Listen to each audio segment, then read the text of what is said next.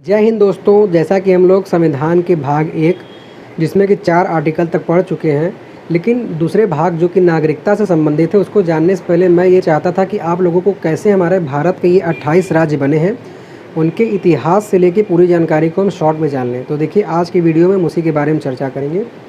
तो देखिए जैसा कि भारत का इतिहास ये था कि जब भारत को अंग्रेज़ों ने ये माना कि अब इसको भाई आज़ाद कर देना चाहिए, नहीं तो हाथ से निकल जाएगा, इज्जत भी जाएगी या फिर मुँह की खानी पड़ेगी।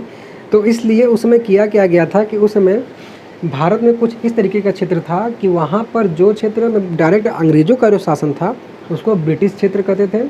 और उसके अलावा जो भारत के जो राजा थे, मतलब कि जो अंग्रेज़ों के जो चापलूसी जो करते थे, वो 552 देसी रियासत के रूप में थे, जिनको कि हम प्रिंसली स्टेट भी कहते हैं। ठीक है, तो इस तरीके से ब्रिटिश क्षेत्र और 552 देसी रियासत थे।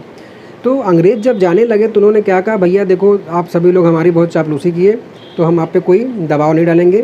अगर आपका मन हो तो आप पाकिस्तान में मिल जाओ, या अगर आपका मन हो तो आप भारत में मिल जाओ, या अगर नहीं मिलने का मन हो तो भाई अपना एक अलग राज्य बना लो, एक स्टेट बना लो। आपको पूरी छूट है, आपको इसमें कोई दबाव नहीं डाला जाएगा। तो उसमें से 13 राज्यों ने तो जो है पाकिस्तान में विलय कर लिया था, लेकिन बाकी के जो बचे उनको कैसे भारत में मिला के एक विशाल भारत का निर्माण किया जाए, तो उसके लिए ये कार्य 3 लोगों को दिया गया था, जिसमें सरदार पटेल, वीपी मेनन और माउंटबेटन प्रमुख थे। सरदार पटेल के बारे में तो आप जानते ही हैं, और ये जो वीपी मेनन है वो उस समय के आईएएस अधिकारी थे, मतलब कि सचिव थे, और माउंटबेटन जो है एक अंग्रेज़ थे। तो इन तीनों लोगों को एक कार्य दिया गया और इन्होंने अपनी सूझबूझ से, सरदार पटेल ऐसे ही लौह पुरुष नहीं कहे जाते, उन्होंने अपने दिमाग से सभी को भारत में विलय करा दिया। लेकिन 552 को कराना इतना आसान कार्य तो था नहीं, तो इनको कराने में कुछ ना कुछ कमियां, मतलब कि कुछ ना कुछ परेशानियों का सामना करना ही पड़ेगा। तो उसमें से 3 राज्यों को विलय कराने में बहुत परेशानी का सामना करना पड़ा, जिनके नाम थे हैदराबाद, जूनागढ़ और जम्मू कश्मीर। तो इनके बारे में देख लेते हैं। तो देखिए जो पहला राज्य था हैदराबाद, यहाँ पर राजा होते थे, उनको निज़ाम कहा जाता था, और इनका ये कहना था कि इन्होंने वो ऑप्शन अपनाया अंग्रेज़ों का कि हम अपना खुद का राज्य बनाएंगे, मतलब कि थर्ड ऑप्शन। तो थर्ड ऑप्शन बनाया तो भाई सरदार पटेल ने कहा ऐसे कैसे बना लोगे। तो हुआ क्या था कि इन्होंने जब थर्ड ऑप्शन बनाया, क्योंकि अंग्रेज़ों ने कहा था कोई किसी को रोक नहीं सकता, लेकिन तीसरे ऑप्शन को अपनाने के कारण वहाँ पर अराजकता फैल गई थी। अराजकता मतलब वहाँ पर मारपीट, दंगा फसाद शुरू हो गया था। तो इस कारण वहाँ पर शांति लाने के लिए सरदार पटेल ने वहाँ पर पुलिस को भेजा, और वो पुलिस ऐसी वैसी पुलिस नहीं जो आपके यहाँ रहती है बस 100 रुपये दो अंदर। वहाँ पर पुलिस की वर्दी में आर्मी को भेजा गया था। आर्मी को भेजने से हुआ क्या था कि वहाँ पर जितनी अराजकता तत्व थे उन सबको उसने खदेड़ दिया, और खदेड़ के हैदराबाद को अपने में मिला लिया। तो इस तरीके से निज़ाम जी का सपना ख़त्म हो गया, और इसको एक ऑपरेशन का नाम दिया गया, जिसको कि ऑपरेशन पोलो के नाम से जानते हैं। अब उसके बाद दूसरा जो राज्य है वो है जूनागढ़, जो कि गुजरात में पड़ता है। और यहाँ पर दिक्कत क्या था कि यहाँ पर राजा और प्रजा दोनों अलग थी। यहाँ के जो राजा थे वो थे मुस्लिम, तो मुस्लिम थे तो ये चाहते थे कि हम पाकिस्तान में हमारा विलय हो जाए, और जनता थे हिंदू, तो वो चाहते थे नहीं भाई हमें भारत में मिला दो। तो यहाँ पर क्या किया सरदार पटेल ने सूझबूझ की, इन्होंने कहा भाई जनता ज़्यादा है, चलो यहाँ पे हम वोटिंग करा देते हैं, मतलब कि जनमत संग्रह। और जनमत संग्रह के आधार पर जूनागढ़ को सरदार पटेल ने जो है भारत में मिला दिया। अब उसके बाद तीसरा स्टेट जो आता है जम्मू कश्मीर, जिसको कि आप भाई अभी हाल ही में जानते हैं मोदी जी के द्वारा ये मिला है, लेकिन उसके पीछे कहानी देखिए क्या थी। यहाँ पर जो केस था ये जूनागढ़ का बिल्कुल उल्टा था, मतलब यहाँ पर राजा हिंदू था और प्रजा जो थी वो मुस्लिम थी। ठीक है, तो भाई जब एक जगह कुछ वैसा घटना घटता तो अगला सचेत हो जाता है, अरे भैया वहाँ ऐसा हुआ था, हम ऐसा नहीं करेंगे। तो इन्हों के जो यहाँ के हिंदू राजा थे हरि सिंह, इन्होंने कहा भाई ना तो मैं तेरे में जाऊँगा, ना तो मैं तेरे में जाऊँगा, मैं अलग ही रहूँगा। ठीक है, तो अलग ही रहूँगा इन्होंने तो मान लिया। लेकिन आप जैसा कि जानते हैं कि जो कश्मीर वाला एरिया है वो पाकिस्तान के बिल्कुल पास है। तो पाकिस्तान वाले सोचा अरे ससुराई तो भारत में मिला ही नहीं है, तो क्यों ना इसको लपड़िया के मिला लें आपस में। तो उसने इसी सोच से कश्मीर में जो है अपने आतंकवादी भेज दिए, जो कि अभी तक वो भेजता ही है, वो तो भाई माहिर है इस काम में। तो उसने पाकिस्तानियों से आतंकवादियों को जब भेजा तो राजा जो हरि सिंह थे इन्होंने कहा अरे साला अगर हम भारत में नहीं मिलेंगे तो कश्मीर तो जाएगा ही, साथ मेरा परिवारों ले भी देगा। तब हरि सिंह को दिमाग आया कि इस समय सबसे बढ़िया चीज़ यही है कि हम भारत में मिल जाए। तो वो गए नेहरू जी के पास कि नेहरू जी हमको अपने मिला लीजिए, हमें अपनी भूल का पता लग गया। तो उन्होंने कहा हाँ कोई बात नहीं, और मिला लेंगे। फिर कहा सर, क्योंकि ये काम सरदार पटेल जी का था, तो उन्होंने कहा सरदार पटेल जी इनका थोड़ा देख लीजिए। तो सरदार पटेल ने कहा नहीं इसको जाने दो, मरने दो, ससुरा अलग राज्य बनाएगा, जूनागढ़ से सीख लिया था। तो कहा अरे सरदार पटेल जी जो हो गया, इसको भूलिए, हमको अपने मिला लीजिए। तो कहा ऐसे वैसे तुमको नहीं मिलाएंगे हम, पहले तुम हमारे भारत में मिलो।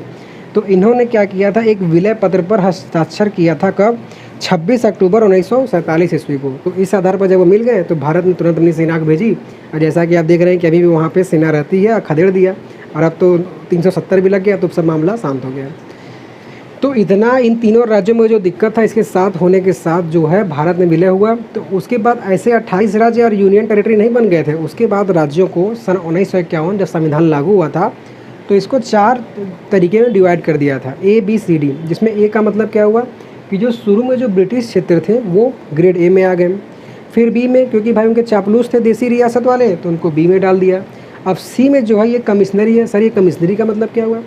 कमिश्नरी का मतलब ये हुआ कि किसी एक मेन सिटी को ही हथिया लो। जैसे उत्तर प्रदेश है, उत्तर प्रदेश की राजधानी लखनऊ है, तो उत्तर प्रदेश के छोटे मोटे गांव को हथिया के तुम्हें क्या मिलेगा? डायरेक्ट लखनऊ को हथिया लो। तो अंग्रेजों ने डायरेक्ट माने पूरे को कब्जा करके मेन सिटी को ही कब्जा कर लिया, तो उसको कहा कमिश्नरी। और चौथा जो ग्रेड D में रखा उसको कहा UT मतलब यूनियन टेरिटरी, जैसा कि दिल्ली है। इसके बारे में आगे विस्तृत चर्चा करेंगे। तो ये तो कहानी थी 1951 तक की, लेकिन इस समय चल रहा है सन 2021 का। तो ये कैसे पलटा, अब इसके बारे में आगे देखते हैं। तब देखिए 1951 के बाद सरकार जो कि जवाहरलाल नेहरू की थी, कांग्रेस की, तो उन्होंने सोचा यार ये ABCD ठीक नहीं लग रहा है, भारत का नक्शा कैसा लग रहा है दिखने में, चलिए हम लोग जो है कि राज्यों का जो गठन करते हैं वो भाषा के आधार पर करते हैं। तो लेकिन होता क्या है कि सरकार ऐसे कोई कार्य नहीं करती, उसके लिए एक कमेटी मतलब कि आयोग का गठन करती है, फिर उनकी सिफारिश के आधार पर कोई भी संशोधन या नया चीज़ करती है। तो इसके लिए देखिए हुआ क्या था कि SK धर आयोग का गठन किया गया था सन 1948 ईस्वी में। ये SK धर के बारे में पूछा जाता है। तो ये जो है इलाहाबाद हाईकोर्ट के जज थे। तो इन्होंने से जब आयोग का गठन किया गया तो इन्होंने कहा नहीं, भाषा के आधार पर नहीं करना चाहिए। भाषा के आधार का मतलब क्या हुआ कि जैसे आपको भारत से बाहर अमेरिका जाने के लिए वीज़ा, पासपोर्ट प्लस अनुमति की आवश्यकता होती है, वैसे अगर भाषा के आधार पर इनके हिसाब से कर दिया गया होता, तो आप मान लीजिए अगर मिर्ज़ापुर में रहते हैं, आपको इलाहाबाद जाना है या किसी वैसे बम्बई गुजरात जाना है, तो वहाँ उनकी परमिशन लेनी होगी, वहाँ पे आप बस नहीं सकते, ऐसा हो जाता। तो उन्होंने कहा नहीं। तो उसके बाद एक और कमेटी बनी जो कि थी JVP आयोग। ये भी 1948 में बनी थी। JVP का मतलब हुआ J से जवाहरलाल नेहरू, V से वल्लभ पंत पटेल, सरदार पटेल के नाम से, और P से पटाभी सीतारमैया। तो इन्होंने भी इसका निंदा किया, मतलब सरकार को ये नहीं जचा आयोग के द्वारा, तो उन्होंने इससे फ्लॉप कर दिया। लेकिन हुआ क्या था कि उस समय आंध्र प्रदेश जो कि मद्रास का भाग था, वहाँ के एक व्यक्ति थे पेटू श्री रामलू। इन्होंने कहा नहीं भैया देखो, हम लोग जो है तेलुगु बोलते हैं, हम लोग मद्रास में नहीं रहेंगे, हमको अलग राज्य रहना है। लेकिन जवाहरलाल नेहरू मानने को तैयार ही नहीं थे। तो इन्होंने पट्टा क्या किया कि आमरण अनशन पे बैठ गए। आमरण अनशन में बैठ गए मतलब कि भूख हड़ताल पे बैठे तो ठीक था, लेकिन ये 56 दिनों तक भूखे रह गए, जिसके कारण इनकी जो है मृत्यु होगी। तो 56 दिनों तक भूखे रहने के कारण इनकी मृत्यु हो गई, जिससे पूरी जनता में हो गया आक्रोश पैदा का। साला ये जो जवाहरलाल नेहरू है तो डलहौजी से भी खतरनाक निकले। वो तो जो है मार के करता था, भूखे ही मार डालेगा। तो जनता में आक्रोश पैदा हो गया। जनता को शांत करने के लिए फिर जवाहरलाल नेहरू में आनन फानन में जो है कि भाई हमें इसको आंध्र प्रदेश को अलग कर देना चाहिए, जब जनता ही नहीं रहेगी तो सरकार कैसे रहेगी। तो 1952 में दिसंबर में मरे थे। 1953 1 अक्टूबर को भाषा के आधार पर पहला राज्य बनाया गया था आंध्र प्रदेश को। इसको आप ध्यान रखिएगा, ठीक है, जवाहरलाल नेहरू पे। लेकिन हुआ क्या था कि जब इन्होंने देखा कि भाई इनको तो मृत्यु हो गई थी, उस आधार बना, लेकिन जब एक का कर दिया तो पंजाबी, गुजराती, हरियाणवी सबका नहीं मनने भी अपना अलग राज्य चाहिए। तो फिर वही समस्या पैदा हो गई। तो अभी तक तो इन्होंने आयोग का जो है सहायता लिया था, फिर इन्होंने सरकार ने सुप्रीम कोर्ट की सहायता ली। सुप्रीम कोर्ट की सहायता में एक सुप्रीम कोर्ट के जज थे जिनका नाम था फजल अली, उसके नाम से आयोग बना, जिसमें कि 3 सदस्य थे। और इनका जो गठन किया गया था 1953 में किया गया था, और इन्होंने जो रिपोर्ट दिया था वो दिया 1956 ईस्वी में। तो इन्होंने कहा कि हाँ, भाषा के आधार पर राज्यों का गठन कर सकते हैं, लेकिन एक भाषा एक राज्य नहीं होगा। मतलब क्या हुआ इसका मतलब ये हुआ कि हाँ, भाषा के आधार पर राज्यों का गठन कर लो, लेकिन वहाँ कोई भी आके रह सकता है, निवास कर सकता है, व्यापार कर सकता है। जैसा कि दिल्ली हो गया, बम्बई हो गया, यहाँ हर धर्म हर भाषा के लोग रहते हैं। तो इस तरीके से भाषा के आधार पर राज्यों का गठन हुआ। लेकिन फजल अली आयोग क्या कहेंगे तोप थे कि इन्होंने कह दिया कि हाँ कर सकते हो, फिर पूरा जनता मान लेगी, ऐसे नहीं ना, क्योंकि भारत संविधान से चलता है।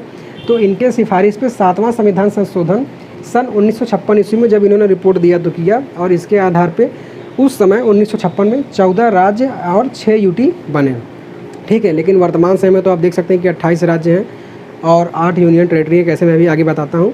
उसमें से इसके बाद जो सबसे महत्वपूर्ण सवाल पूछा जाता है कि पंजाब का आखिर गठन कैसे हुआ, जो कि 5 नदियों का संग्रह था। तो देखिए इनका जो गठन हुआ था या टूटा हुआ था, ये शाह आयोग की सिफारिश पे किया गया था, और ये 1966 ईस्वी में लाया गया था। देखिए हुआ क्या था कि पंजाब का जो पुराना नाम था वो था पेप्सू। पेप्सू का मतलब Patiala east Punjab state union. तो इसको जब अलग किया गया तो यहाँ से 3 राज्य और 1 यूनियन टेरिटरी मिला। 3 राज्य थे हिमाचल प्रदेश, हरियाणा, पंजाब और यूनियन टेरिटरी था चंडीगढ़। तो इस तरीके से और घटते बढ़ते कुल 28 राज्य हो गए। जो ये राज्य होते 29, लेकिन जम्मू कश्मीर ने अपनी गलत नीतियों के कारण 370 का राज्य का जो है दर्जा खो दिया, यूनियन टेरिटरी हो गया। तो 29 से राज्य हो गए 28 और यूनियन टेरिटरी जो कि 7 थे। लेकिन हुआ क्या कि जम्मू कश्मीर तो जो है यूनियन टेरिटरी बन गया, लद्दाख बन गया, तो 7 2 9 हुआ। लेकिन उसके बाद ये 8 क्यों है? तो 8 इसलिए हुआ क्योंकि दादर नगर हवेली और दमन दीव को आपस में मर्ज कर दिया गया, तो इसलिए 9 से ये 8 हो गए। तो इस तरीके से आप देख सकते हैं कि हम लोगों ने कैसे भारत के बने राज्यों का अखंड भारत से कैसे निर्माण हुआ, ये बारे में पढ़ा। तो आपको कैसा लगा ये जानकारी, प्लीज़ कमेंट करके बताइएगा। अगले वीडियो में हम नागरिकता संबंधित अनुच्छेदों को पढ़ेंगे। So thanks for watching.